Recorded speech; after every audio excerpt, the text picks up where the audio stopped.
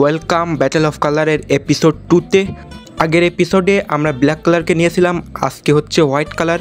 White কালারের অনেক character আছে, তার মধ্যে নির্দিষ্ট 4টে ক্যারেক্টার নেওয়া একটু কঠিন ছিল, বাট আমি আমার পুরনো ভিডিও থেকে 4টে ক্যারেক্টারকে উঠাইছি। সেই 4টে ক্যারেক্টার হচ্ছে Monkey D Luffy, Killua, Gojo Satoru আর ব্লাস্ট। তো বেশি কথা না বলে ভিডিও শুরু করা যাক, লেটস গো। এই ক্যারেক্টারগুলোর পাওয়ার অ্যাবিলিটিকে এক্সপ্লেন করার অত বেশি প্রয়োজন নেই, বাট স্টিল আমি শর্টলি এক্সপ্লেন করতেছি। প্রথমে যদি লুফির কথা বলি তো গিয়ার 5 লুফি কাইডোর মতন এম্পায়ারকেও বিট করতে পারে। তার কাছে নেক্সট লেভেলের স্ট্রেংথ স্পিড তো আছে, তাছাড়া তার কাছে হাকি আছে। সে তার শরীরের যে কোনো অঙ্গকে বড় ছোট মোটা সব বানাতে পারে। এছাড়া সে যে কোনো কিছুকে রবারে বানাতে পারে, যা আমরা অলরেডি দেখছি গিয়ার 5 এপিসোডে।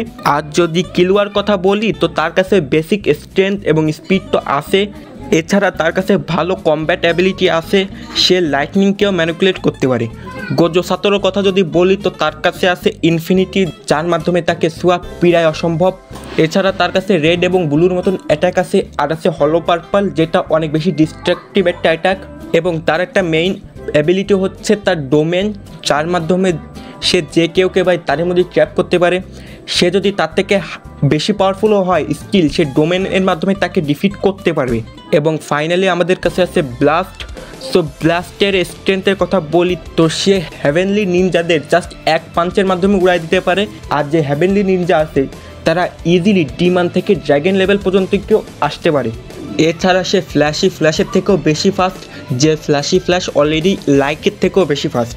তার ডিউরেবিলিটির সেরকম কোনো ফিচ দেখানো হয়নি।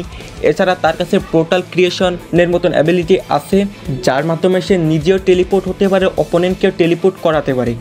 এছাড়া মনে হয় তার কাছে কামেহামেহার মতন একটা অ্যাটাক আছে। এটা কি রিড্র চ্যাপ্টার কি না সেটা আমি ভুলে গেছি, কমেন্টে তোমরা বলো। সো এবার ফাইনালি ফলাফলে চলে যায়। সো এই 4 জনের প্রথম যে আউট হবে সে হবে কিলুয়া।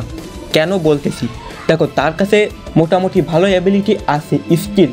বাকি যে 3টা ক্যারেক্টার তার মধ্যে হচ্ছে লুফি এবং ব্লাস্ট, এই দুজনের কাছে তার থেকে বেশি ফিজিক্যাল স্ট্যাট আছে।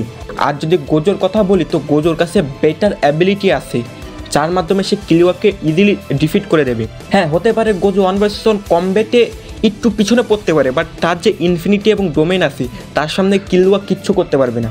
এইবার জিনিসগুলো একটু ইন্টারেস্টিং হচ্ছে। এইবার কে আউট হবে? এইবার আউট হওয়ার মতন আছে আমাদের কাছে গোজো এবং লুফি। এই যে ফাইট এইটা 2টা জিনিসের উপর নির্ভর করে। প্রথম, লুফি কি গোজোর ইনফিনিটিকে ব্রেক করতে পারবে? সেকেন্ড, লুফি কি গোজোর ডোমেনকে সার্ভাইভ করতে পারবে? তো দেখো লুফির কাছে ইনাফ ডিস্ট্রাকশন ক্যাপাসিটি আছে, ইনাফ স্ট্রেংথ স্পিড আছে, মানে ফিজিক্যাল স্ট্যাটের দিক থেকে লুফি গোজো থেকে অনেক বেশি পাওয়ারফুল।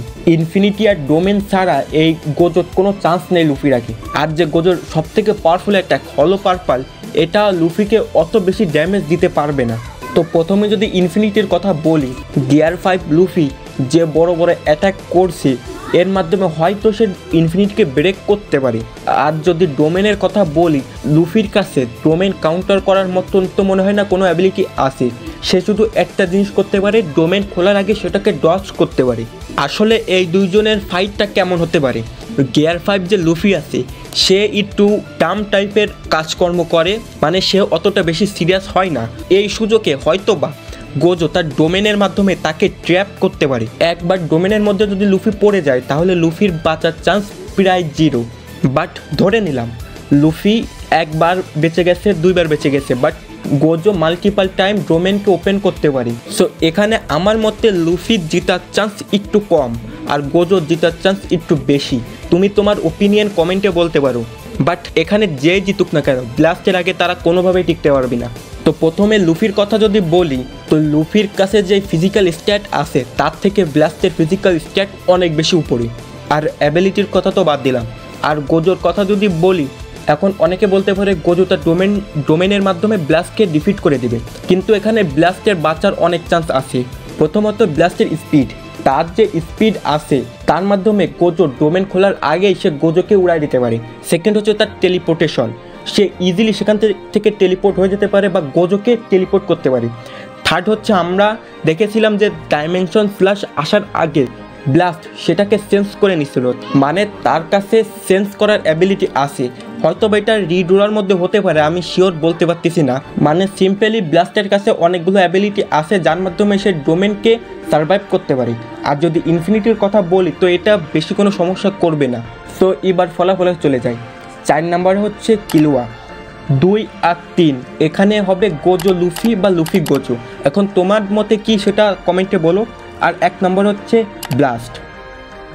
এই হোয়াইট কালারের উপর এপিসোড 2ও আসতে পারে, যদি আমার মনে চায় তাহলে আনবো, না হলে ভাই আনবো না। এরপরের কালার হবে রেড। So bye bye.